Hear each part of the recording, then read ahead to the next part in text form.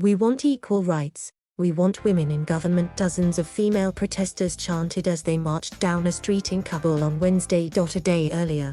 The Taliban had announced their interim cabinet of ministers.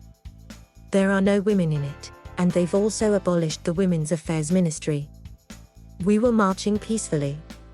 Then I saw 4 to 5 vehicles with about 10 Taliban fighters in each of them, following us, said Gia, another protester. The women say they were stopped, lashed with whips, and beaten with batons that emit electric shocks. They struck my shoulder twice. I could feel pain all over my body. It still hurts and I can't move my arm, Gia said. They also used a lot of bad words and abused us.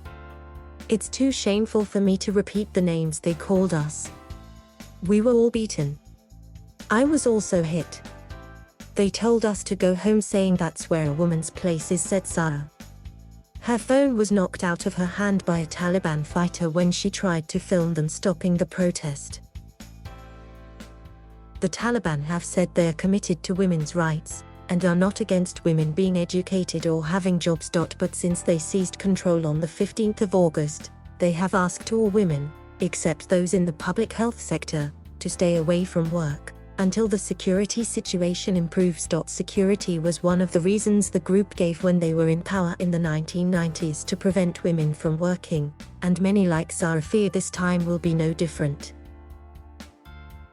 She used to work as an advisor in a government department, and also ran her own business. She says her family fears for her life. They tell me not to go for protests. They will kill you. I fought with my brother to attend the march on Wednesday. It's important that we raise our voice. I'm not scared. I will keep going again and again and again, until they kill us. It is better to die once than die gradually. Gia is married and has 4 children, including a newborn baby. She says her family encourages her to protest. The Taliban aren't here for a few days. They're here for the long run. We need to demand our rights, not just for us, but for our next generation, our children, she said. We know the Taliban will find us and might target us. But we don't have a choice. We have to continue. During protests in Herat earlier this week, 3 people were killed.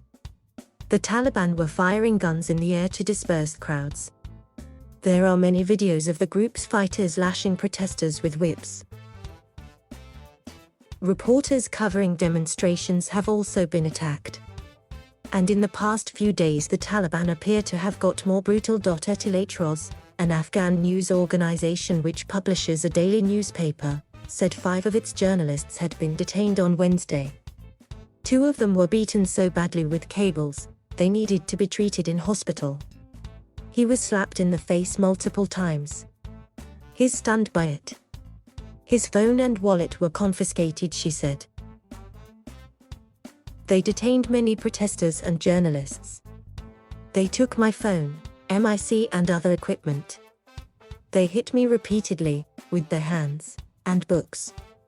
I told them I was a journalist but they wouldn't listen. I saw them beating others with guns. They deleted all my videos, he said. The display photo on my phone was of a man and woman embracing each other. This really angered a Taliban commander who struck me hard across my face. Taking note of the attacks on protesters and journalists, the United Nations Assistance Mission in Afghanistan said de facto authorities have obligations to safeguard the rights of all Afghans without violence. The Taliban have responded by effectively banning protests. They've said demonstrators must get permission from the Ministry of Justice, and then security services must be given information about the location and time of the protest, and even the banners and slogans that will be used. For Gia and Sarah, demanding their rights has become even harder.